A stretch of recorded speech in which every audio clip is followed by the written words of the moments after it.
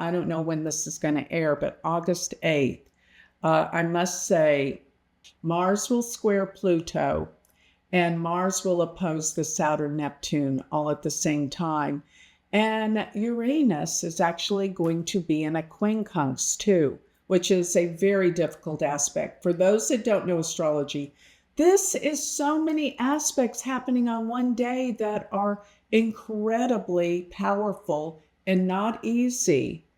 And here's what I think could come out of this, because Neptune can rule disease and Mars is in the sign of health and healing. We could have some kind of flu epidemic coming for August and September. But I'm going to take the side of something more positive because I'm really getting tired of the negative, especially after what happened here in July. This can be the inventions or the realizations of some new healing technologies, because Neptune and Saturn will bring out the things that are hidden.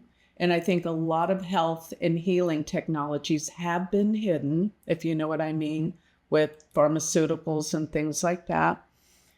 And Mars is going to trigger this. So maybe because of some kind of epidemic that could come about, there will be a revelation in healing, new forms of healing that can give longevity, that can heal diseases that have been very hard to heal in the past.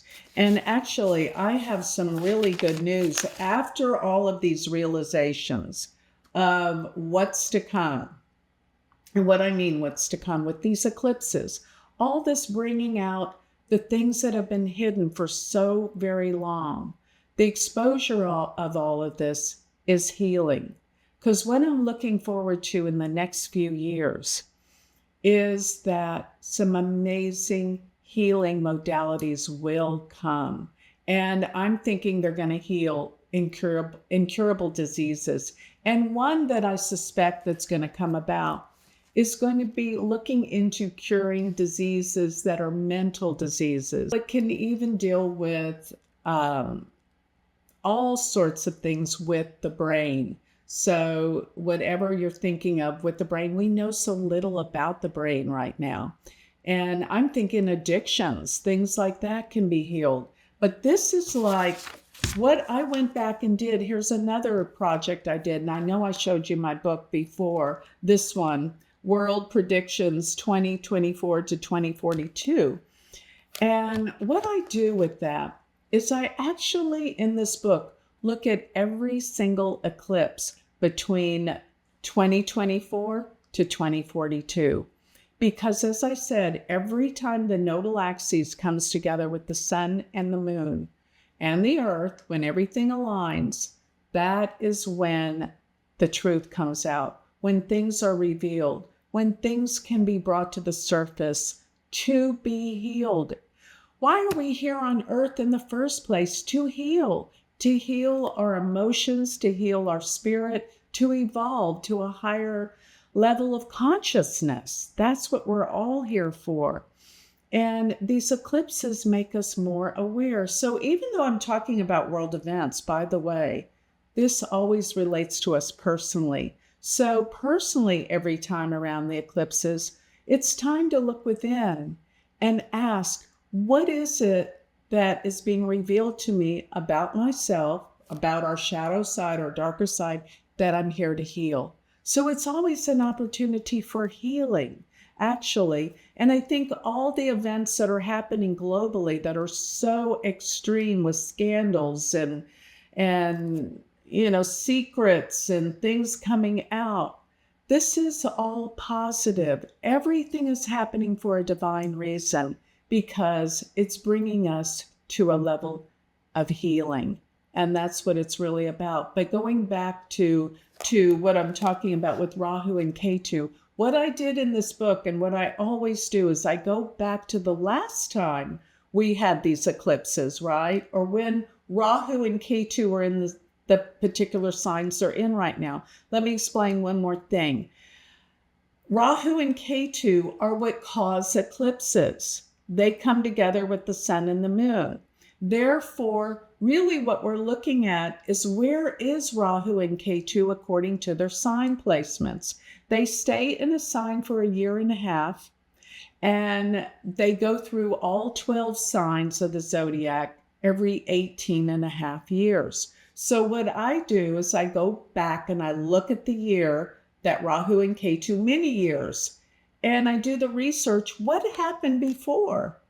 And let me tell you some of the things that happened before, which are quite amazing. Going back to where Rahu was in Aquarius and K2 in Leo, there were so many discoveries.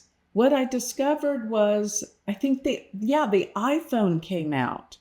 And another time we put a man on the moon. Yes, we did, 1969. Plus, there was also, around this time, all these revolutionary discoveries. I think it was even the internet really was discovered around this time. So my whole point with discovering what this brings out is that there's going to be new inventions, new discoveries. And we know with AI, things are really about to change. This is going to change consciousness and the world. And a lot of people are afraid of AI with good reason.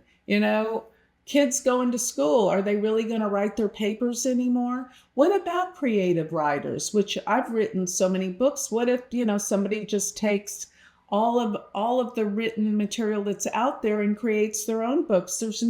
It's like, is it going to take away creativity? Is it going to take away children learning in school because we all get lazy? Like, the calculator certainly is taken away. I was with some people the other day that couldn't figure out how to do a tip in a restaurant. They had to get their calculator out. Back in my day, we did it in our head. But, we're all talking about this right now. This is nothing new. But I think there's going to be a level of discovery that's going to take us to another level that's positive. Instead of talking about the minuses, the pluses are going to be more spectacular. And yes, we're going to have space travel like never before. But space travel isn't going to be the way we think of it right now. It's like, it's more like Star Trek. In a second, you're there. It's not like combustion with fire and, to shoot rockets. It's the propulsion, but it's actually going to be something that we can't figure right now, but we're moving towards that. Do you really think that aliens use spaceships like rockets? No, they're so advanced, and that's where we're going to start heading with the AI and all the new discoveries. Why am I saying this? Because of the astrology.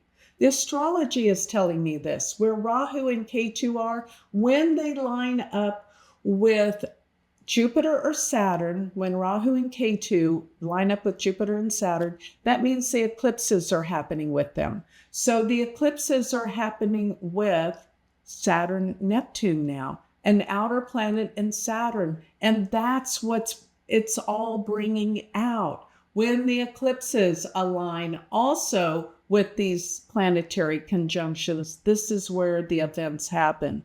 So what I'm trying to say is Jupiter and Saturn, when they align with eclipses, they deal with the economy, by the way. These are called the social planets.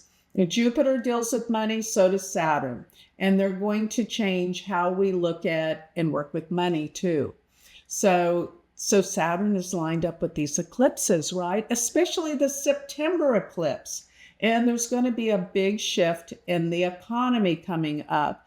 I keep saying there's going to be something that brings it down, but right after it springs right back. As a matter of fact, I think in September, we're going to see some unusual highs in the economy, in the stock market and the economy. Something's going to elevate it suddenly and unexpectedly.